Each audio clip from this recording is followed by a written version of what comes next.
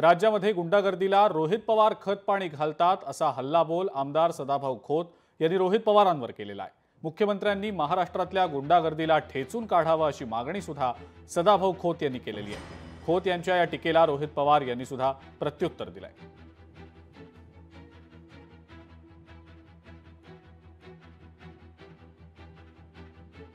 गुंडागर्दी कुठं चालती, अपहरण कशा पद्धतीने होतात, खून कशा पद्धतीने होतात, भ्रष्टाचार कशा पद्धतीने होतात, याचं एक मोठं विश्वविद्यालय च्या आदरणीय शरद पवारांच्या नेतृत्वाखाली आता सध्या रोहित पवार चालवत आहेत।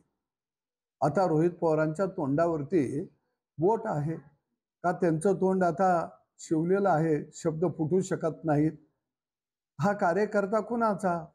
गोपीचंद पडळकर यांच्या गाडीवरती हल्ला झाल्यानंतर त्याचा सत्कार रोहित पवार यांनी केलेला होता। म्हणजे या राज्यामध्ये गुंडागर्दीला खत पाणी रोहित पवार आता तुम्ही घालत आहात। बरेच लोक आमच्याबरोबर येतात, फुलाचा गुच्छ घेऊन येतात, आमच्याबरोबर गुच्छ घेतात आणि तो फोटो काढतात। आता हा जो अमित आहे त्याच्याबरोबर मी कधी फोटो काढला असेल? युवा संघर्ष यात्रेमध्ये मध्ये आधी तो तिथं आला असेल तेव्हा त्यांनी काढला होता। युवांचे, शेतकऱ्यांचे, कष्टकऱ्यांचे मुद्दे घेऊन आम्ही तिथं लढत होतो आणि मग त्यावेळेस त्यांनी तिथं फोटो आमच्याबरोबर काढला असेल आणि तोच फोटो जर तुम्ही म्हणत असाल की पडळकरांच्या गाडीवर दगड टाकला म्हणून आम्ही त्याचा सत्कार, पडळकर काय एवढे मोठे नाहीत, त्यांचा काय सत्कार, त्यांच्यावर कुणी कारवाई केली नाही, दगड फेकला म्हणून आम्ही सत्कार करण्या एवढे ते काय मोठे नाहीत।